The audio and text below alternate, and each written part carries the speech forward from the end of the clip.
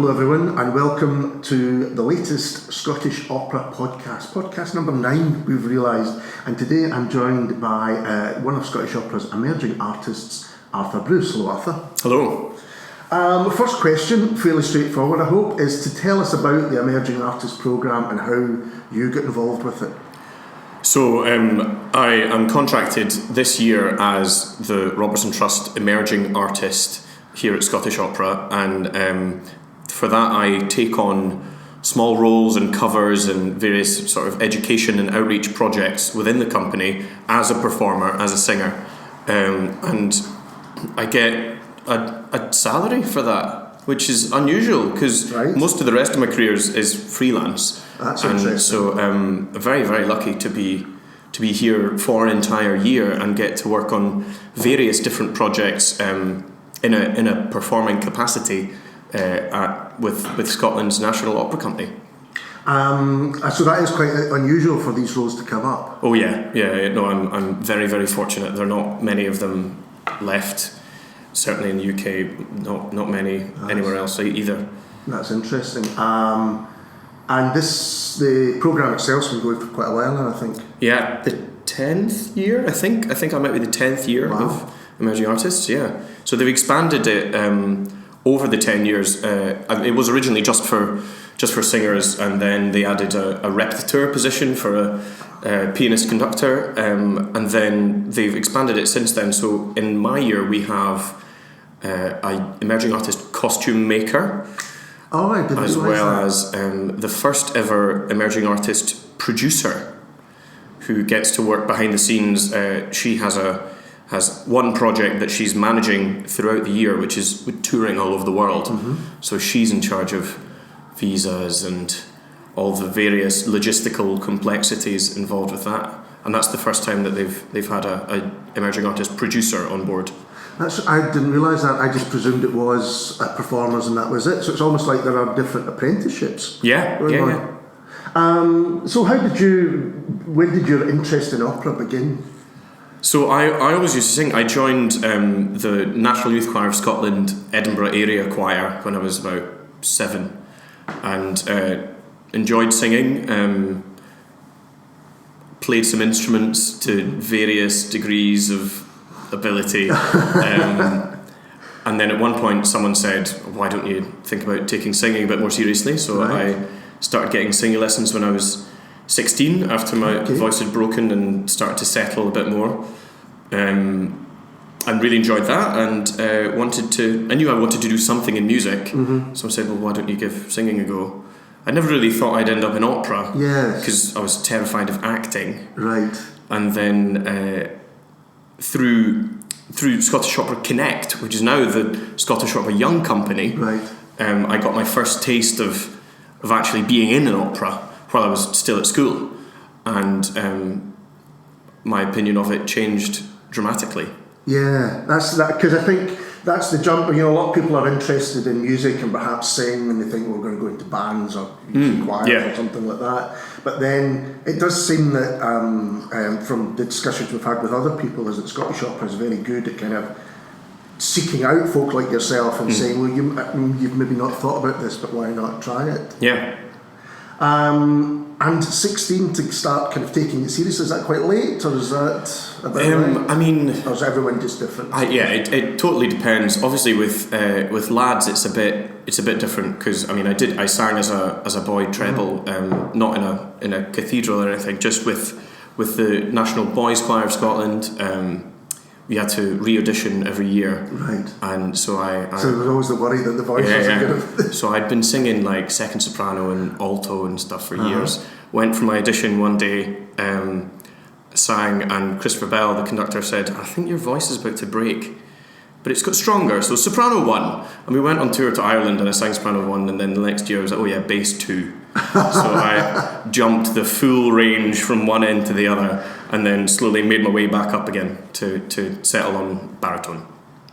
So, had you done? You said that you had a kind of fear of acting, that side of things. Was theatre wasn't anything you were interested in? No, I didn't really do any sort of drama as a kid. I had lots of friends who did various sort of drama groups and acting and stuff, but it was never really my bag. So when I went into singing, it was all about like actually singing songs and about the music. So it wasn't until someone said, "Shove me on stage," and had to go at it, that I thought, oh well, maybe I can do this. And what I found from watching over the opera over the last few years is the level of acting that is required. I think a lot of people, they think, well, it's just singers and there's a bit of a story going on, but there is genuinely acting. How have you found that? Yeah, I mean, I've had a lot of acting training since then. Yes. At music colleges and at various other development programs. I did one in London with English National Opera called Opera Works, which was very, very drama heavy. Right. And that's been invaluable because I didn't know what I was doing, really. The perception of what we call park and bark is like you think of Pavarotti in a big costume just standing there and wailing, and it makes a beautiful noise, but I mean I don't think anyone would say he was an actor in the way that most people would consider that. Sure. But the level of acting in opera has certainly dramatically changed over the past 50 years, certainly. So singers are expected to be singing actors now, and there's a lot more emphasis put on the dramatic side of it. And what does the theatre training entail? Well, one day I went to this studio in London, and someone came from a drama school and sat down and said, right, I'm going to try and give you 3 years of drama school in 2 days. Here we go. And that day I filled a notebook with acting theory, looking at Stanislavski and Laban and all these things that I'd never heard of before. Yeah. So just thinking about character in a very different way, and analysing text and thinking about motivations and stuff in a way that is a lot to take in 2 days, all of that. Yeah, oh god, it was. But no, it was really, really helpful, and now I can hopefully think about embodying a character more than just singing the words on the page. It's interesting. I wonder if instinctively, I think you could perhaps teach a singer how to act, but you maybe can't teach an actor how to sing if they cannot sing. I don't know what that's like. So, what were your, in terms of influences, musical influence? You said you were in a choir, but did you have other musical influences that still you feed on today? So I played the clarinet. I played in some orchestras a bit. I was never great, but I really enjoyed it. I played in the Edinburgh Secondary Schools Orchestra and all that. I played the piano very badly. Played the bass guitar in some really bad rock bands. That's what I was digging for. What's your rock band history?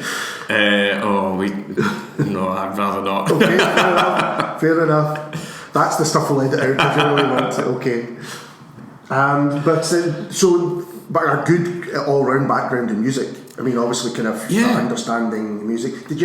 You'd have to read music and know that all that. Yeah, I was very lucky. As I said, I joined the National Youth Choir of Scotland aged 7, and I'm very much a product of that. I think I did the Edinburgh area choir till I was 17, 18. I was there for a full decade, and also the National Boys Choir, and then eventually the National Youth Choir of Scotland itself. And it's totally down to them that I can read music at all. They taught me musicianship from day one, and they have an amazing method of teaching you ear training and music theory, and that's what I'm grateful for, really.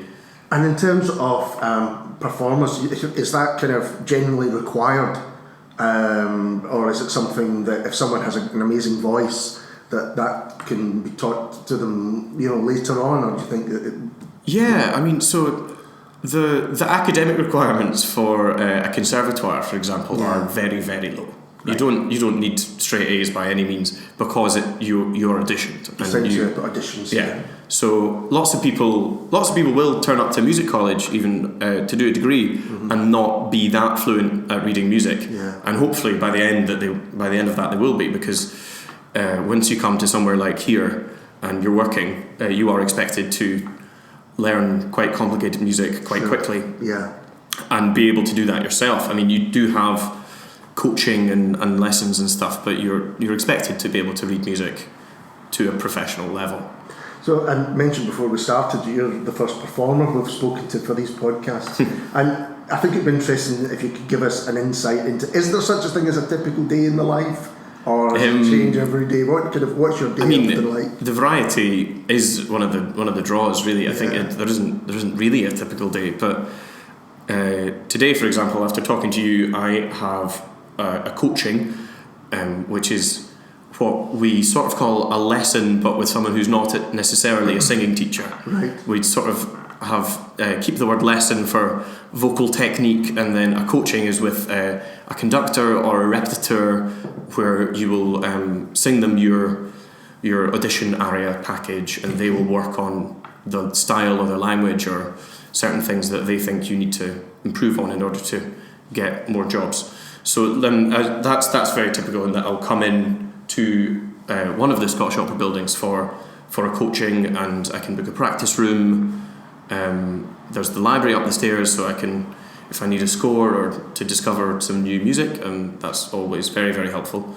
I'm about to start rehearsals for the Opera Highlights tour. Oh yes. Which is where four singers and a pianist travel to every corner of Scotland. So I'm really looking forward to having a wee singing holiday. Yeah, is this the first one of those that you've done? This first one I've done. Yeah, they do 2 a year. Yeah. So effectively, for this year at least, the autumn tour and the spring tour, it's the same show. We're just going different places and with a different cast. So my colleagues, the other two vocal emerging artists, Mark Nathan and Charlie Drummond, they did the autumn highlights tour, and so I'm stepping in and singing what Mark sang with a different cast of singers. And Michael, the emerging artist repetiteur, is music director for that. So he'll be rehearsing us, and Roxana Haynes, the staff director, is directing that as well. So we start music rehearsals for that at the end of this week, and then we'll go into production. So that'll be 2 sessions a day. So I will expect to be in the building for rehearsals 10:30 till 1:30, and then 2:30 till 5:30, actually blocking and staging the show. Of course, because that's the aspect of it as well. All these other things related to theatre that you have to do. For anyone who's listening who hasn't heard any of these podcasts before, these touring shows, they really do go to everywhere in the country, you know, all the smaller village halls, or I think one's a post office or something like that. These different spaces that they manage to find. So do seek them out, because they are coming to a place near you soon. And they're terrific. I mean, they're a real greatest hits almost of opera, aren't they? Yeah, no, it's great, because Derek Clark, the head of music, is a bit of a wizard creating these highlights tours. He's been doing it for years and years and years, and yet every year it's still really interesting, and he finds a good mix of big operatic classics and tunes that people might know, and then some really obscure weird stuff that you'll never have heard. And we're lucky in this year there's also been a commission from Sam Bordoli, the composer in residence. He's written a piece for the Opera Highlights tour, so that begins the second half. So we've got a world premiere, as well as some tunes you know and some tunes you don't know. And I think people, if they haven't been to opera before and they go to one of these, what I found was it's amazing how many tunes you do know, because they've been used in adverts or in film or television or whatever. You go, oh yeah, I recognise that. And so in this show, for example, there's the Flower Duet from Lakme, which everyone knows is, that was in the British Airways advert. That's right. Exactly. So and Roxana, the staff director, has been excellent at sort of weaving a narrative through these pieces, so it makes a cohesive show and a good night out, really. And these are shows where, you know, because it's a smaller auditorium and the crowd are kind of right close by, the acting is important, because you see you can't get away from that. No, I can't just park and bark. And then, as you said, because it is so intimate, it's nice that people get to be up close to a live opera singer, which is, I mean, if I think back, the first time I ever heard someone singing full pelt just a few feet away from me. It's quite an experience. Yeah, it is. Because I can make a lot of noise. No, it happened to me once in a car, which I wasn't expecting, and it was something else, yeah. So you mentioned training, and it sounds as though there is quite a lot of training involved in the Emerging Artists programme. That you're kind of constantly being maybe assessed is the wrong word, but you're constantly being trained to be better, as you say. Yeah, definitely. Take you to another level. Yeah, no, we're encouraged to keep on learning, and I mean, I heard a statistic, I'm not sure if it's true, but it sounds right, that the prime of a male opera singer's life is between 45 and 65. Oh, well. So I could have been a dentist or something. I could have had a proper job and made some money first, but I didn't. And I'm enjoying getting paid to sing songs, but I'm not 45 yet, so I've got some time to wait. And we're always, I mean, the voice is still developing for years and years and years. So having all the input and encouragement we can get to ensure that I can continue to make this my living is great. That seems to me then that the vocal muscles, unlike maybe other muscles as folk get older, get stronger and stronger, if they're used constantly. And that's really interesting. So can you tell us a little bit about some of the productions that you've been in over the last year? Yeah, so I started in August, and my first project was through the Education Outreach Department. It was called Amadeus and the Bard. Oh, I saw it. It was excellent. Which was about Mozart and Robert Burns. Oh. So not a pairing you might think of straight away, but it was a very clever little show that sort of drew parallels between their two lives. And I was set in a pub in Mauchline in Ayrshire, and we took that around schools and various places in Ayrshire, in the Central Belt, and in Dumfries and Galloway. Yeah. And we took through to Edinburgh to the National Museum on Chambers Street. We did 23 shows of that. Wow. Which was great fun. It was really nice. And that was a joint production with the Scottish Opera Young Company. Yeah. So there was myself and another singer who I graduated from the Royal Conservatoire of Scotland with, and then 4 singers from the Scottish Opera Young Company who are still current students. Mm-hmm. We got to do loads of stuff. I got to play the guitar. I got to play the box. There was some accordion, there was a fiddler. It was a great night out. It was lovely. Yeah, because for people who didn't go, you were kind of welcomed in with music. In fact, you were welcomed in by the performers, if I remember. And it was a case of, it felt like, it didn't feel like, you bought your ticket, you see it and the curtain comes up. Immediately there was an involvement with the crowd going on as well. You said how many performances you did. What's it like? Do you have to rest? I mean, is there a kind of period of rest after a performance? Well, so opera singers, our schedule is slightly less punishing than if you look at musical theatre folk in West End shows. Mm-hmm. They do 8 shows a week, and that, I mean, they have microphones, which is a slightly different animal, but generally for most operatic things you'll expect to have a day off between performances. Right. So for Amadeus and the Bard we did 2 a day. So we did a lunchtime normally for some school kids, and then an evening show which was open. But then it was generally day on, day off. So it was a nice balance between Burns folk tunes and bits of Mozart. So I got to do the final scene of Don Giovanni, where he gets dragged to hell. So it was great. Again, like a nice introduction to opera for if people haven't had much exposure to it before, and it sort of eased you in with some folk tunes that you might know, and me strumming guitar. Well, that's what I thought, because there's a lot of people I know that are very interested in Burns, and if you put anything with Burns on it, they'll turn up at it. Yeah. So you would get a lot of people. It was great fun. Before. How did the school kids enjoy it? It was depends on the day. Some of them. Thank goodness, it depends on the school. Maybe depends on the day. Yeah. Yeah. No, I think generally I've a really, really positive reception. Again, like I know that a lot of them had never heard any opera live and up close, so it can be a bit of a shock, and you get a lot of sort of nervous giggling, but once you get over that, it's fine. Yeah, I don't mind. I always think if you see people doing something that they do almost better than anyone else, then that immediately kind of that grasps almost any audience I've found. Hopefully. Well, it's kind of you. I'm not sure I can say I do it better than anyone else. No, but I mean in general, if you get people who are trained in something to do it really well, then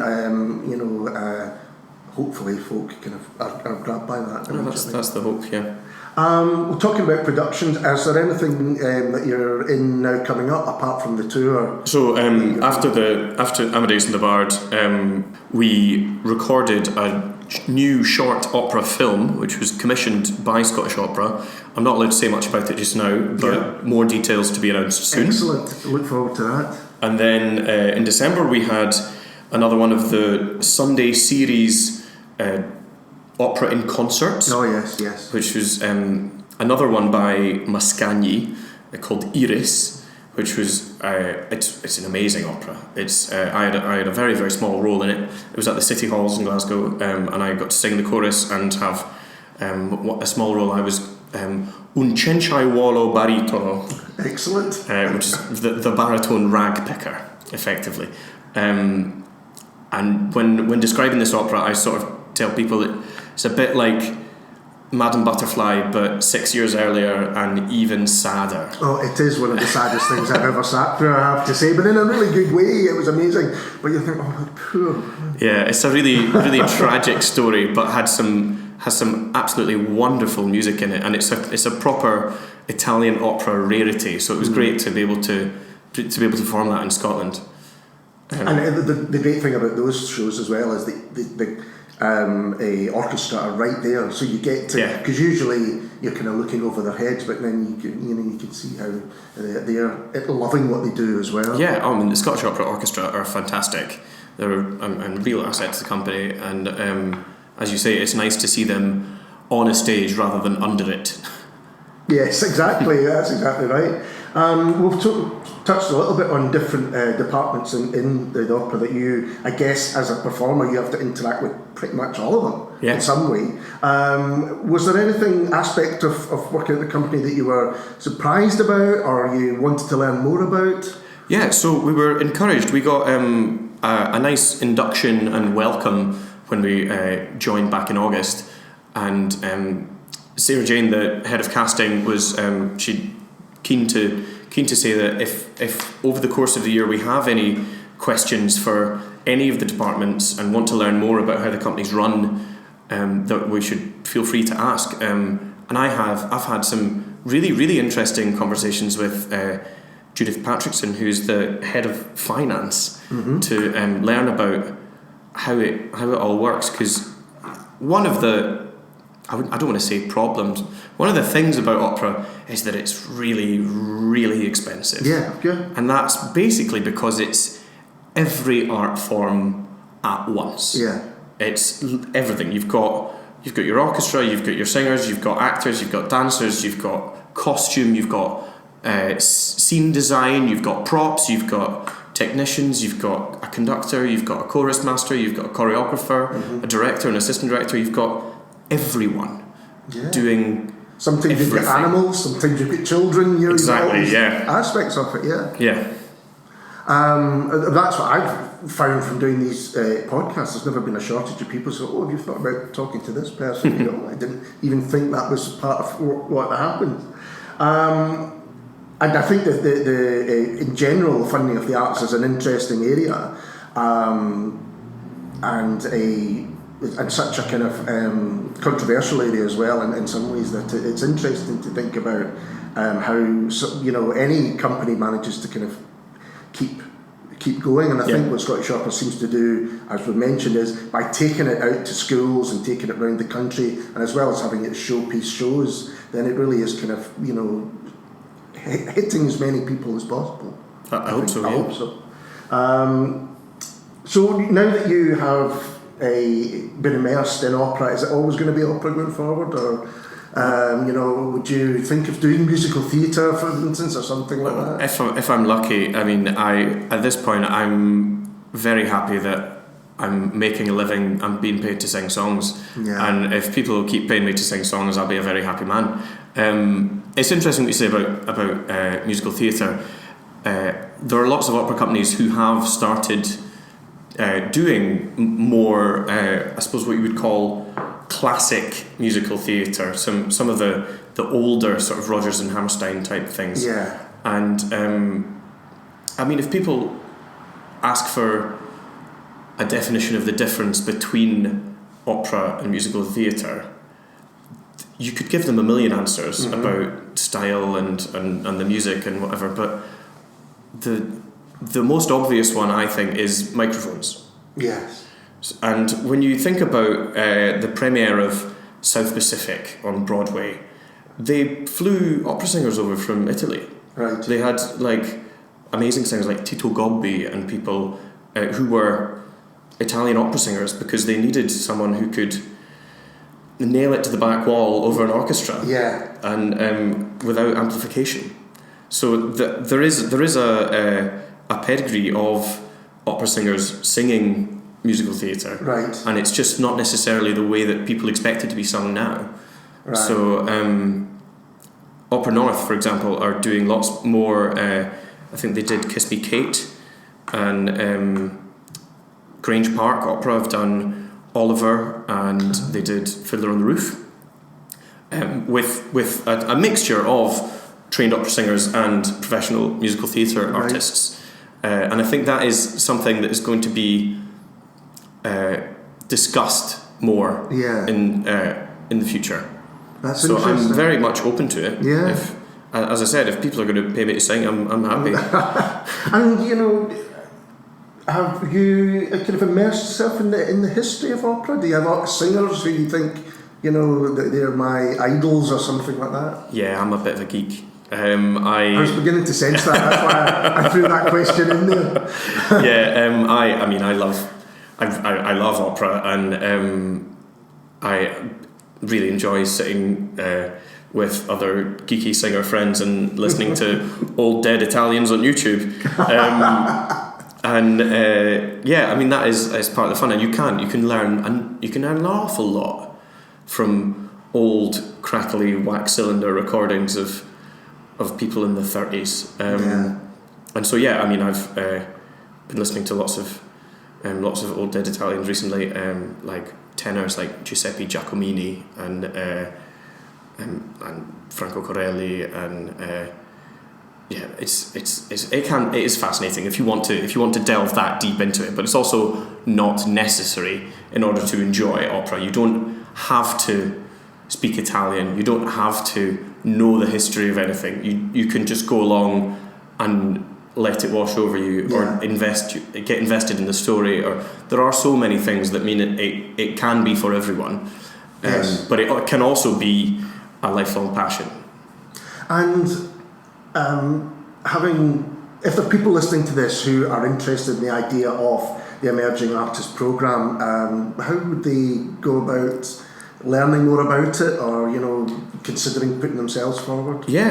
Scottish Opera's website is fantastic. I would recommend having a look at that, and then getting in touch. I think there's an email address there, and fire off a CV and see what happens. Fantastic! It sounds like it's a great thing to be involved in. Well, Arthur, thank you very much for talking to us today, and we'll be back soon with another Scottish Opera podcast. Thank you. Thank you. Cheers.